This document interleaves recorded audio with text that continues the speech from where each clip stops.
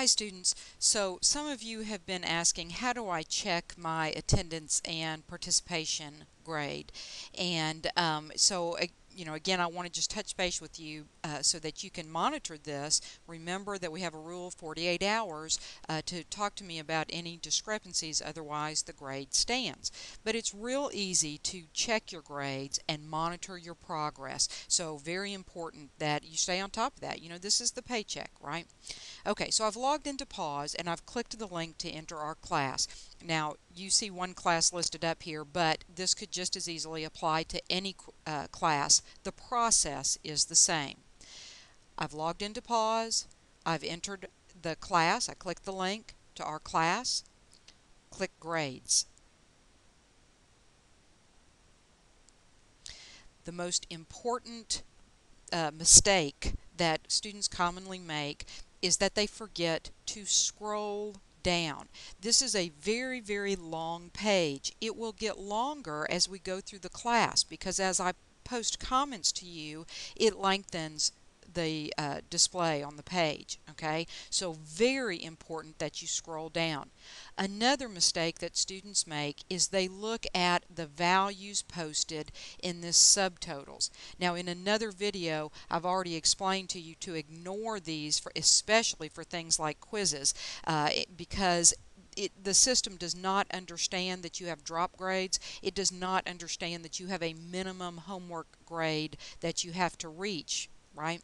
So never ever look at the points next to the subtotals. You can look at the points next to the individual. This is an individual grade item.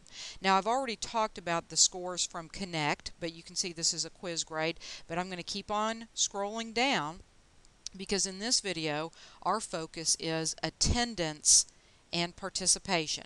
Okay, so here we see for the very first class meeting, and under overall comments, these are comments I post to the entire class, I just simply wrote grade posted. Now for this particular student, this is an account that I have, so this is just a pretend student. It says that out of 4 points possible, this student earned 0. And what that tells me is the student did not show up to class that day, or maybe they had to be asked to leave, right? Something like that. Okay, so they show up for the second class and hopefully did a little bit better. See how this is the first week, but the second class? So here we go. Now, there are two categories here. Individual comments that are available only to you as the student, and overall comments. You see in the overall comments, grades posted. This is important especially when you see a 0 because you may assume that the grade has not been posted yet, but this is one of my ways of telling you that it has.